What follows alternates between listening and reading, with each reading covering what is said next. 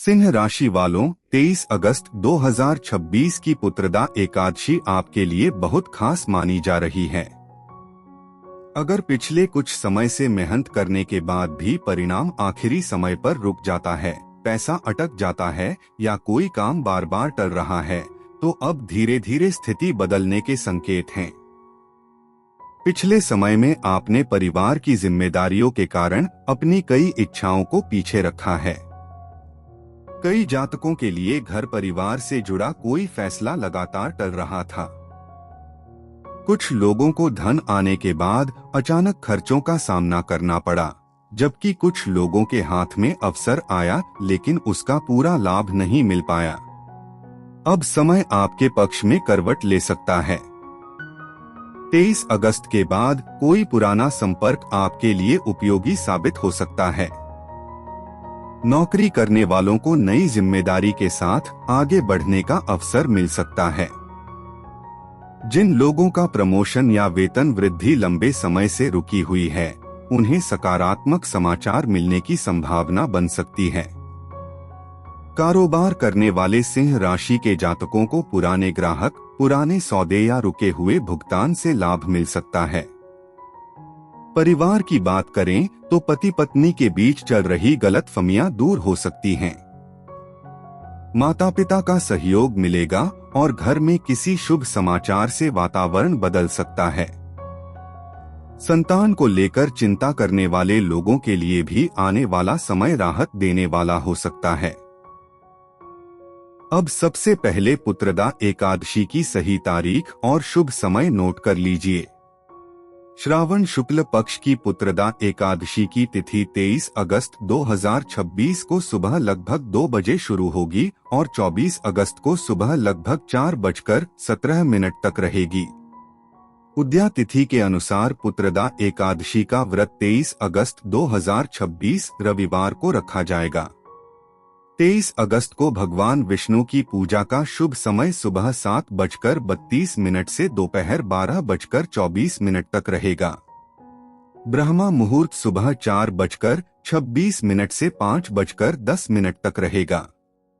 अभिजीत मुहूर्त सुबह 11:58 से दोपहर 12:49 तक रहेगा। 24 अगस्त को ब्रह्मा मुहूर्त सुबह 4:27 से 5:11 तक रहेगा। अभिजीत मुहूर्त सुबह 11:57 से दोपहर 12:49 तक रहेगा।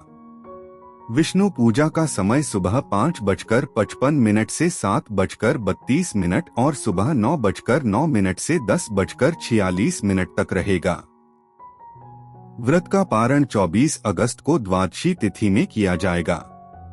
पारण के समय में स्थान के अनुसार थोड़ा अंतर हो सकता है, इसलिए अपने स्थानीय पंचांग के अनुसार अंतिम समय जरूर देख लें।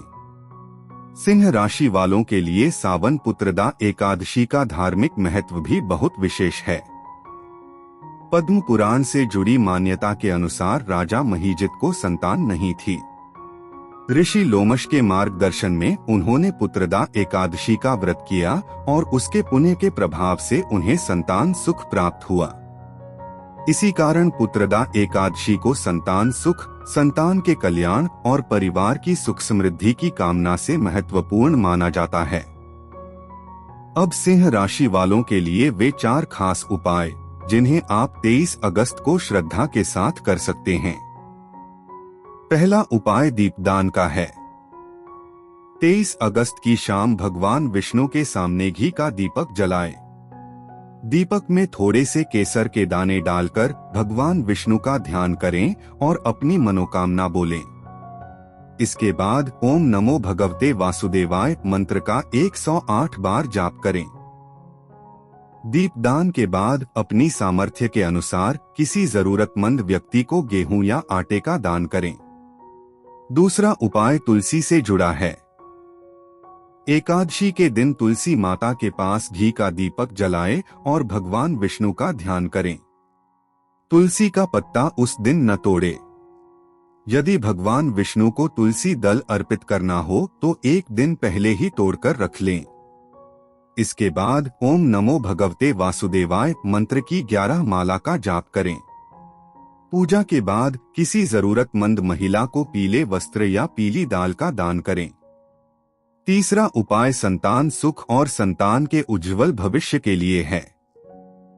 पुत्रदा एकादशी के दिन भगवान श्री कृष्ण के बाल स्वरूप का ध्यान करें और संतान गोपाल मंत्र का 11, 21 या 108 बार जाप करें।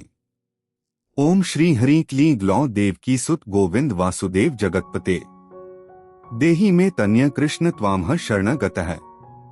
इसके बाद किसी छोटे बच्चे को फल, दूध या पौष्टिक भोजन अपनी सामर्थ्य के अनुसार दान करें।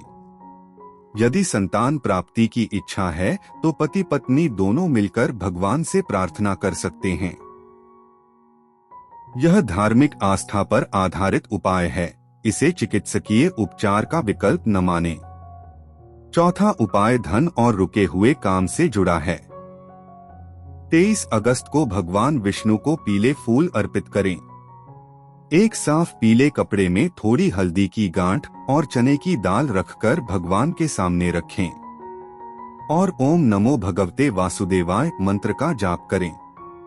पूजा के बाद हल्दी की गांठ और चने की दाल किसी जरूरतमंद व्यक्ति को दान कर दें।